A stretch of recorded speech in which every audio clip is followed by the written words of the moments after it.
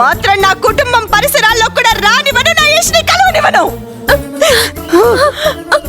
పదవే.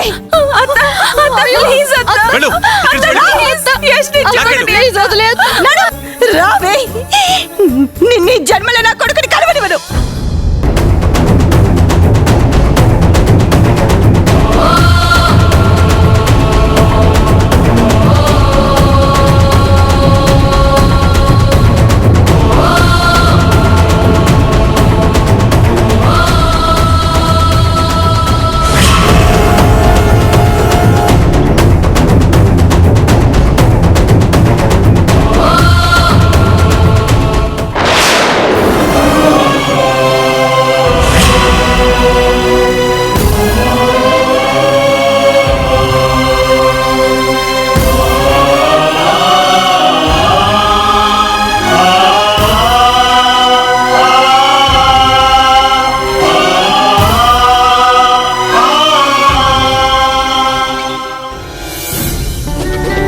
శిల్పించే దైవమా, దహించే దీపమా, ఇదే నీ రూపమో ప్రేమ.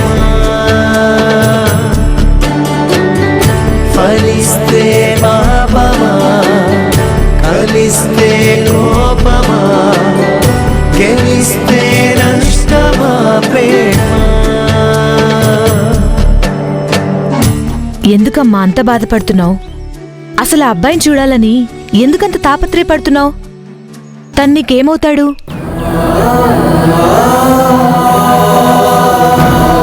నేను విన్నదాన్ని బట్టి నీకు వాళ్ళకి కుటుంబపరమైన కలహాలున్నట్టు నాకు అర్థమైంది. కానీ నీ గురించి నాకు అర్థం కావట్లేదు.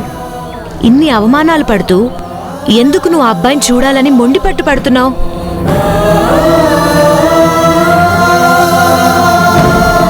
ఆ అబ్బాయిని ప్రేమిస్తున్నావా అమ్మా? తప్పుగా అనుకోకమ్మా, నేను ఉండబట్టలేక అడిగాను. మీరు ఊహించిందే నిజం అక్క. కానీ నేనెవరో తెలియని మీకు నా కళ్ళు చూసి అర్థమైంది. కానీ ఇన్నాళ్ళు నన్ను కన్న వాళ్ళకి, ఇన్నాళ్ళు నాతో కలిసున్న వాళ్ళకి అర్థం కాలేదు. అదే నా బాధ. అంటే ప్రేమ విషయం వాళ్ళకి చెప్పలేదా? ఇప్పుడు ప్రేమ గురించి చెప్పే అవసరం లేదండి. ఎందుకు? మా ఇద్దరికి పెళ్ళైపోయింది.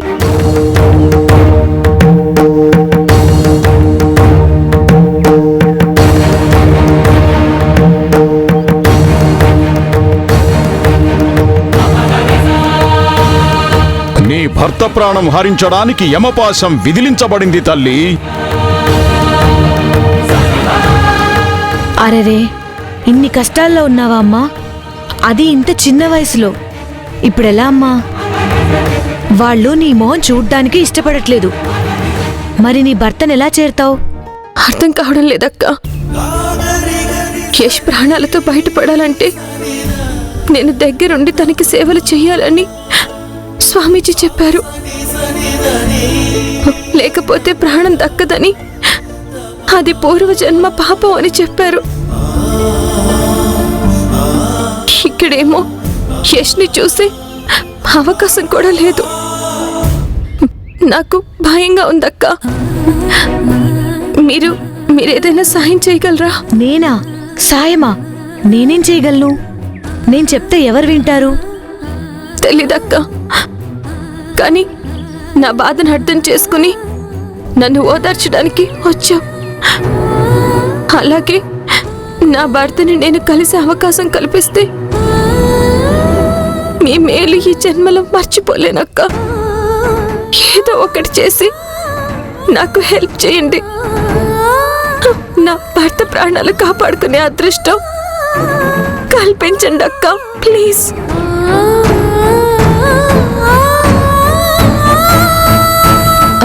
ఒక మార్గం ఉంది. ఏంటక్క అది?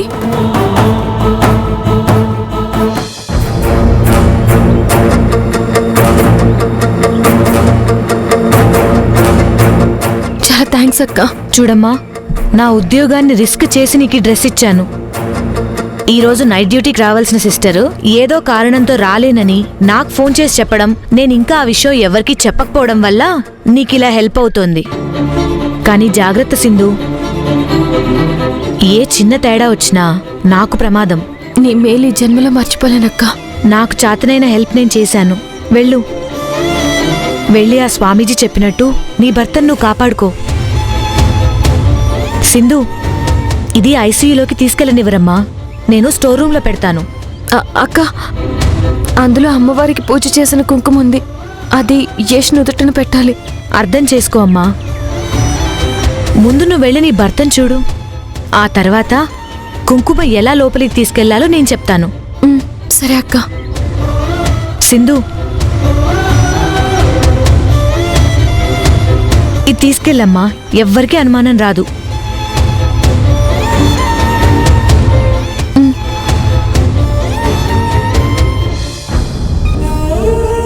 అవును, శ్రీజ ఎక్కడా? సింధు విషయంలో కాస్త ఫీల్ అయినట్టుంది. తేజు బయటికి తీసుకెళ్లాడు. ఫీల్ అయితే అయ్యిందిలే, కనీసం ఈ వాతావరణంలో నుండైనా తప్పుకుంది. అసలే కడుపుతోటుంది. తను ఇక్కడ ఎక్కువసేపు ఉండటం కరెక్ట్ కాదు అసలు.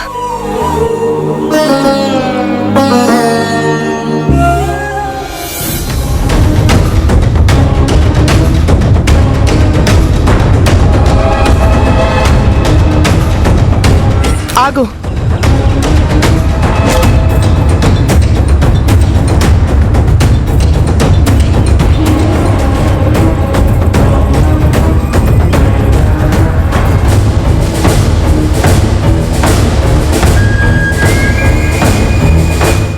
ఏం పేరు నీ పేరు?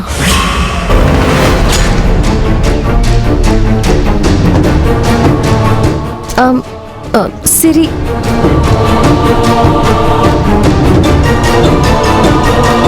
చూడు సిరి, ఏం జరుగుతుంది ఇక్కడ అసలు? మాట్లాడవేంటి? నా కొడుకు ఏ పరిస్థితుల్లో ఉన్నాడో ఎవరైనా చెప్తారా లేదా అసలు? నిన్నే సిస్టర్ అడిగేది. మాకేమీ చెప్పకపోతే లోపల మా వాడి పరిస్థితి గురించి మేము ఎంత కంగారు పడతామో అన్న ధ్యాస మీకెవరికైనా ఉందా అసలు? మీరేం కంగారు పడకుండా.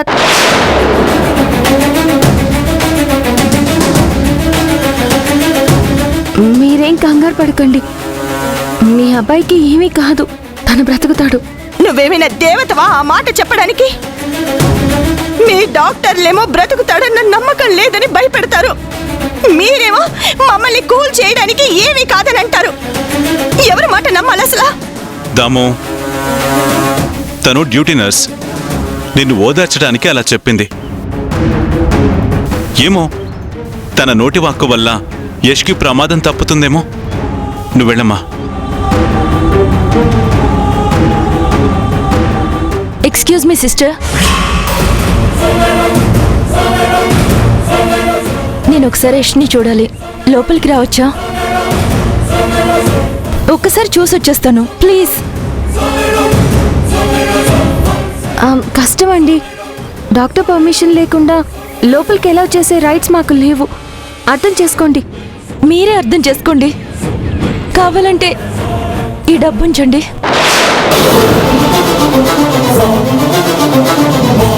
మాటలతో మనిషిని పడేయచ్చు, డబ్బుతో మనిషి ప్రాణం బ్రతికించలేవు.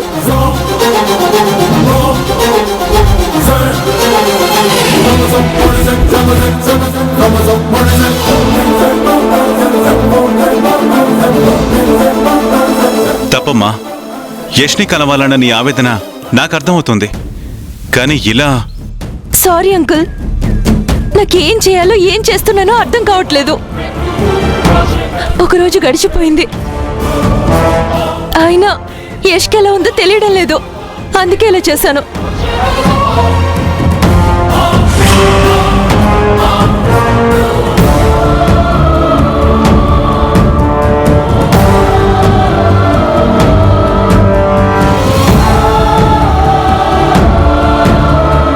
నర్స్, మీరు పేషెంట్ని చూస్తూ ఉండండి, నేను ఇప్పుడే వస్తాను.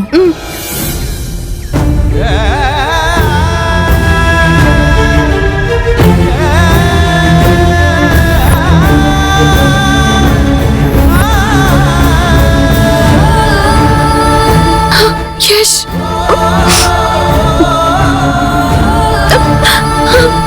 సారీ ప్రిన్స్, నా వల్లే నీకు ఇలాంటి పరిస్థితి వచ్చింది. అసలు ఎందుకు ఫోన్ చేసావురా నువ్వు?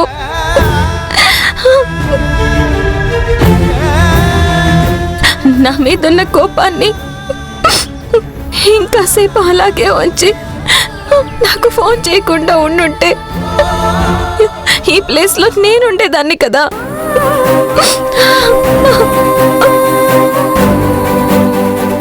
నా ప్రాణాలు పోయినా సుమంగళిగా పోయాననే తృప్తి నాకుండేది. అందరూ దగ్గరైతే నువ్వు నేను ఒకటవుతావు అనుకున్నాను, కానీ నిన్నే దూరం చేసుకునే పరిస్థితి వస్తుందని నేను ఎక్స్పెక్ట్ చేయలేదురా. ఇంకెప్పుడు ఇలా చెయ్యను ప్రిన్స్. నన్ను క్షమించి కళ్ళు తెరువు ప్రిన్స్.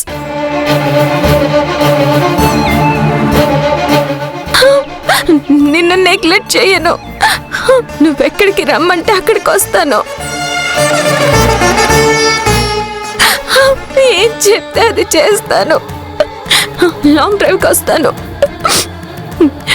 నా మీదున్న కోపాన్ని ఇలా చూపించొద్దు యష్.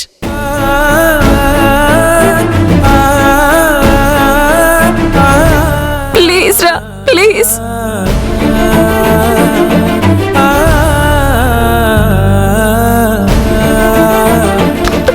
నాకే శిక్ష వేయద్దు.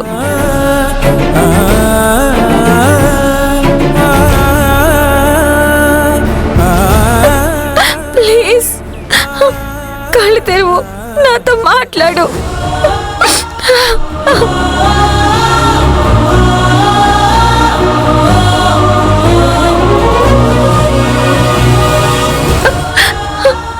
నాతో మాట్లాడు, నాతో మాట్లాడు.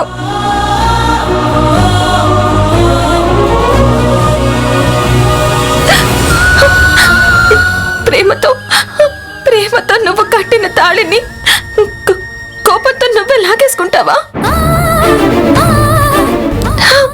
వద్దు యష్, నీతో నేను నిండు 100 ఏళ్ళు బతకాలి.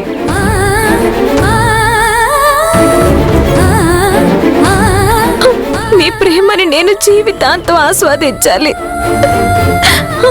అదృష్టం నాకు లేకుండా చెయ్యొద్దు యష్, నేను బ్రతకలేను.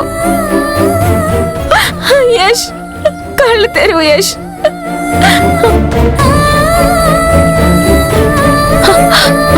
కళ్ళు తెరిచేదాకా నేను నిన్ను వదలను.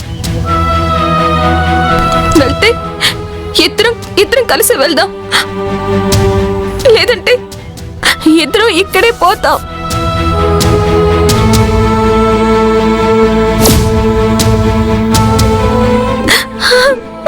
యష్,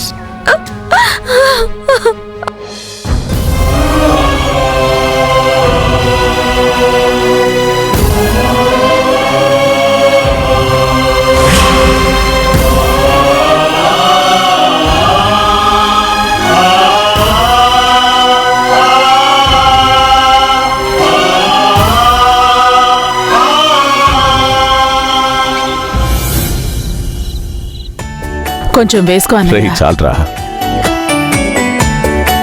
చేసుకోండి బావగారు, మీ చెల్లి మీకోసం స్వయంగా చేసింది. అవునా? మహతి చేయలేదా?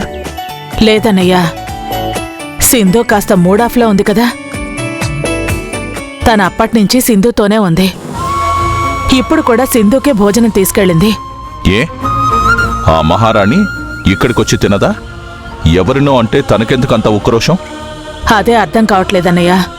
మనం ఎంత వద్దన్నా యష్ విషయంలో సింధు చాలా ఎమోషనల్ అవుతోంది కదా? మాకు అలాగ అనిపించింది.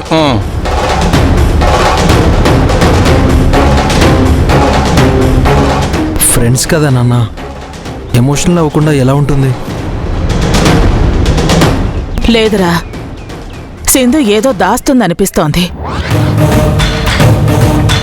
ఉదయం కూడా ఏదో చెప్పబోయింది, కానీ వదిన కొట్టి లాక్కెళ్ళింది. అంటే మహతి ఏదైనా దాస్తుందంటావా అంబిక? సింధు, ఓ ఇక్కడున్నావా?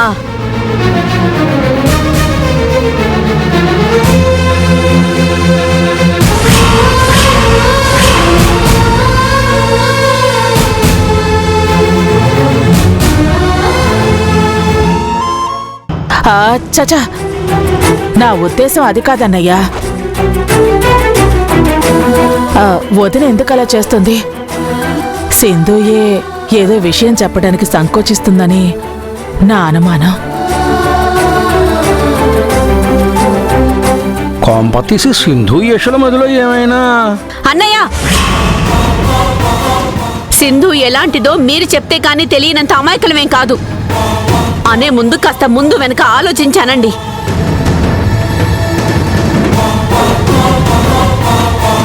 నీకు నోరు ఊరికే ఉండదా? ఏది పడితే అది మాట్లాడటమేనా? అంటే సింధు ఏదో దాస్తోంది అనుకున్నాం కదా, చెప్పలేక ఇబ్బంది పడుతుందేమో అనుకున్నాం కదా.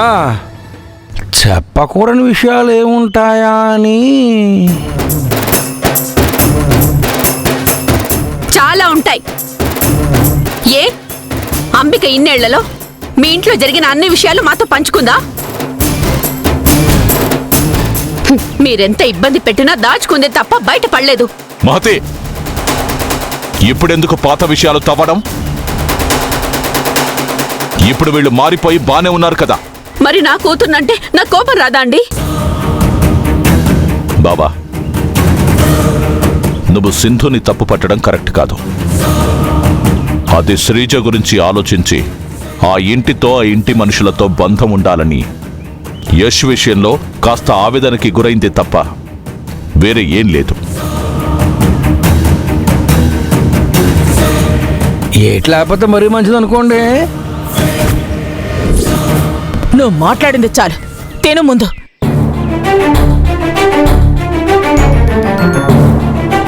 వదినా, నాదే తప్పు.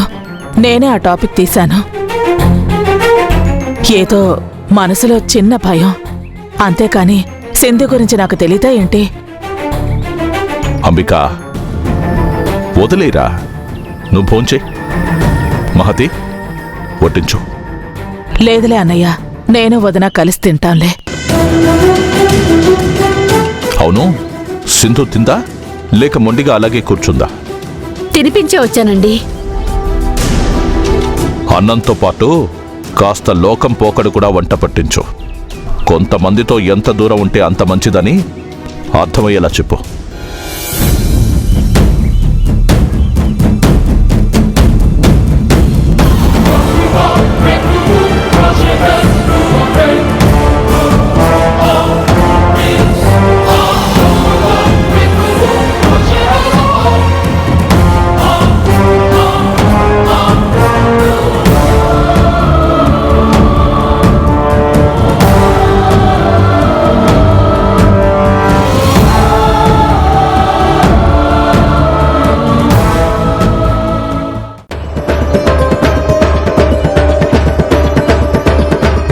సుపుత్ర, మ్యాటర్ ఏంటంటే మహతి సింధుకి తినిపించి తెచ్చిన ప్లేట్ చూసావా? ఆ ప్లేట్ చాలా నీట్గా కడిగేసినట్టు కనబడుతుందిట్రా. యశ్గాడు ప్రాణాపాయ స్థితిలో ఉన్నా ఆ సింధు మెతుకు మిగల్చకుండా తినేసిందా అన్న డౌటు చాలా గట్టి కొట్టేస్తుందిరా. నిజమే నాన్నోయ్, అంత కూల్గా ఉండదు కదా. అది ప్లేటే గాలి చేసిందంటావా లేక రూమే గాలి చేసిందంటావా? మహాతల్లి మహతి కూడా కాస్త ఓవర్ యాక్షన్ చేసిన ఫీలింగ్ నీకు కలగలేదు? చాలా ఓవర్ యాక్షన్ చేసింది నాన్న. సంబంధం లేకుండా మాట్లాడి టాపిక్ డైవర్ట్ చేసింది.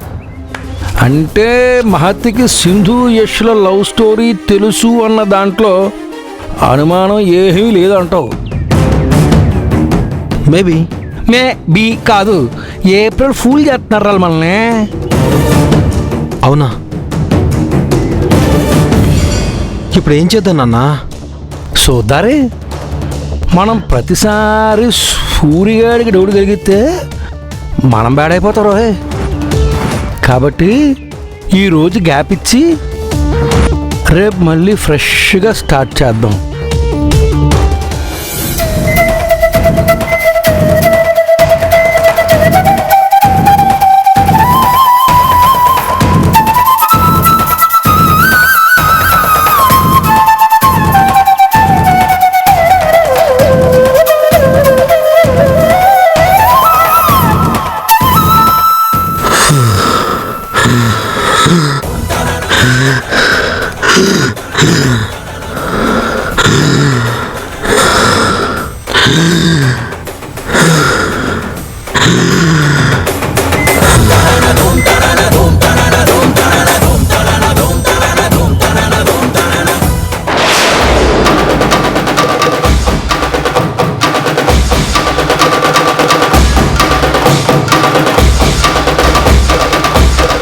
నీ తాళి తెగిపడే సమయం దగ్గర పడింది తల్లి.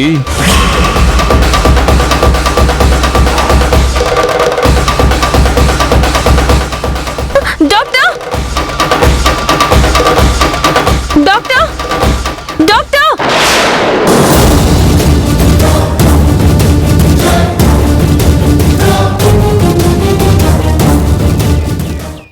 డాక్టర్, మా వాడికి ఏం కాలేదు కదా, బ్రతుకుతాడు కదా. మేము అన్ని విధాలా ట్రై చేసాం. అతని మీద హోప్స్ వదిలేయండి. నీ చావుని నిర్ధారించడానికి హక్కుంది నాకు. ఇదిగో, ఇది చెప్తుందా నువ్వు చావాలో బ్రతకాలో అని.